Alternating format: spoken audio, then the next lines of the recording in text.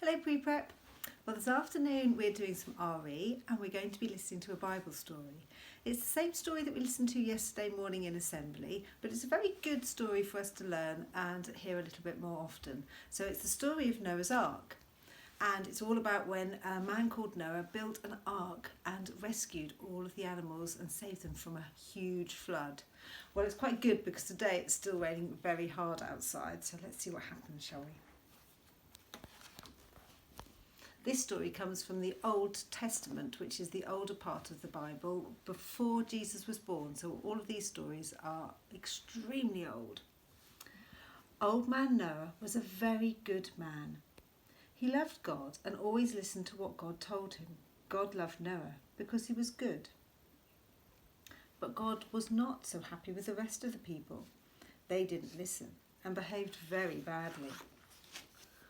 One day, God said to Noah, "I'm going to flood the earth to wash it clean. Build a wooden ark and make sure it will not leak. Take your family and 2 of every kind of animal into the ark. Bring plenty of food for everyone.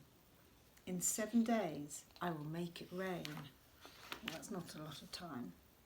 So Noah did what God told him. His sons helped. They chopped down trees, they hammered in pegs, and they sawed great big planks. They painted the ark so it would not leak. They all worked very hard until the ark was finished. But there was no time to rest. Next, they collected 2 of every kind of animal. It wasn't easy. 2 by 2, the animals crept or slithered or plodded or hopped into the ark. They made a terrible noise. And when they were all inside, God shut the door.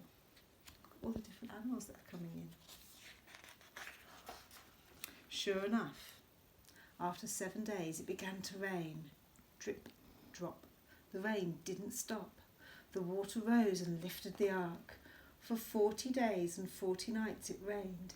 Even the highest mountains were flooded. Can you see all the different animals in the water as well?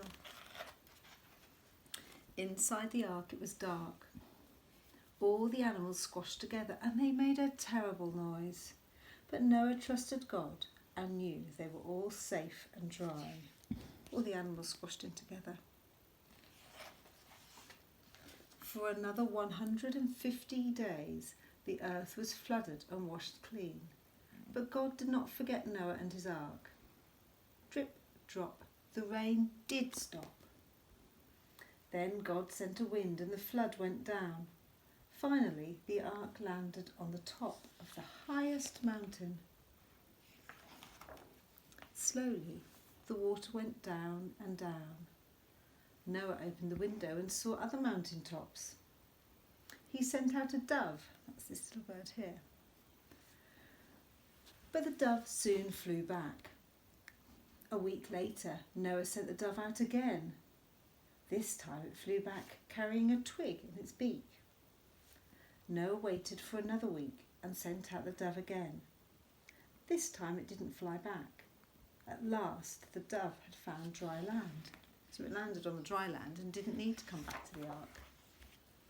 Then God said to Noah, "It's safe to come out now." And 2 by 2 the animals came out of the ark into the sunshine. Here they all come, look. Some are growling, some are hissing. Noah thanked God for keeping them all safe. Off fly the birds, look, and off the other animals are running. After that, God made a promise to Noah never to flood the earth again. As a sign of his promise, God made a colourful rainbow in the sky. You see?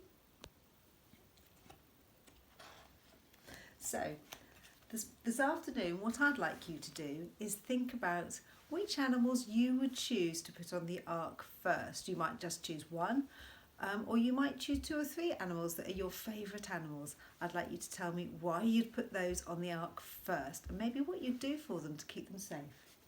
So we're going to finish with our song, so have a little listen. This is the one we listened to in assembly.